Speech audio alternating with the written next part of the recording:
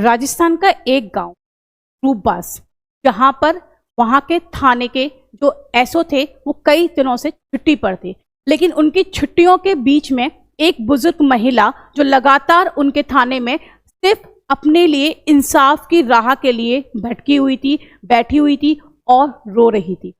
जब वो एसओ साहब वापस लौट के आए तो जब वो अपने थाने में गए तो थाने के बाहर उस महिला को देखा तो महिला से पूछा, क्या हुआ, आप क्यों रो रही हो, आपके संग क्या परेशानी है? तो महिला ने कहा, मेरी कोई नहीं सुनता, किसी को मेरी परवाह नहीं है, मेरी बहू ने मुझे घर से निकाल दिया और मेरा दोष सिर्फ इतना था कि मैंने अपनी पूरी जायदाद उसके नाम कर दी।